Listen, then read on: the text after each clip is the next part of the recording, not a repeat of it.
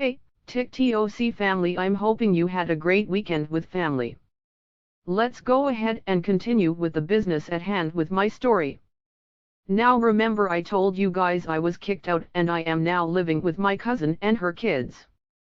I still had my job so I was able to pay my rent and still take care of my daughter.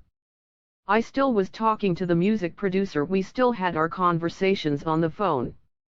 He asked me one day while I was working if he could come see me.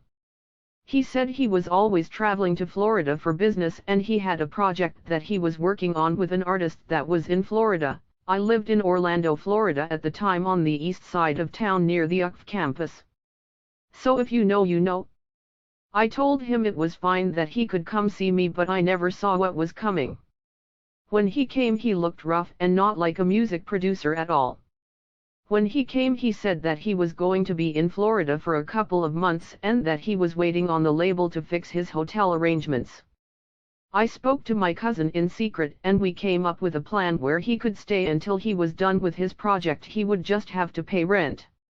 He agreed on paying rent. His half of the rent was $200, my half was $450 like last time, but of course we never say a penny from this music producer. I asked him when he was going to start paying rent because the last couple of months I was covering his half and mine. He said there was an issue with the bank and the label is having issues with processing the money.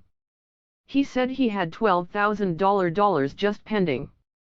That was money I never saw. At times he would be on the phone with a girl named Tommy and he claimed that was his sister. He would be on the phone with a girl named Taylor and he claimed that was his sister. He stayed on the phone with these two girls all the time. Sometimes they would FaceTime and he explained how he lived in Florida now. What was a project was now a full live-in rent-free. He couldn't afford a haircut so I paid for his haircut. I brought him clothes from Novaman so he could look good.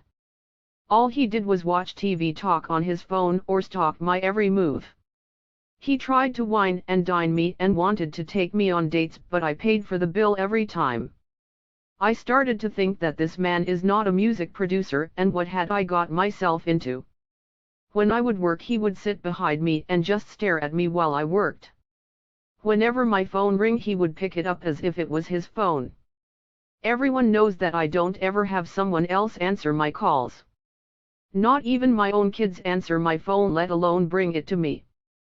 I questioned him about that and he said it's cause he has trust issues. He said the last female he had messed up his life.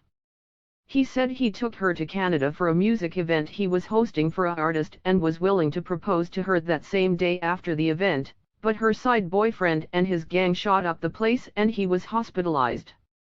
I told him I couldn't keep paying his rent, he was going to have to figure out a way to start holding up his end. He told me he would look for a job with a staffing agency. I told him that would be a start. He went down to a job fair that was hosted not far from the apartment. I paid for his Uber and his interview clothes. He came back and said they hired him on the spot and that he was just waiting on his background to clear. See you around for part 6.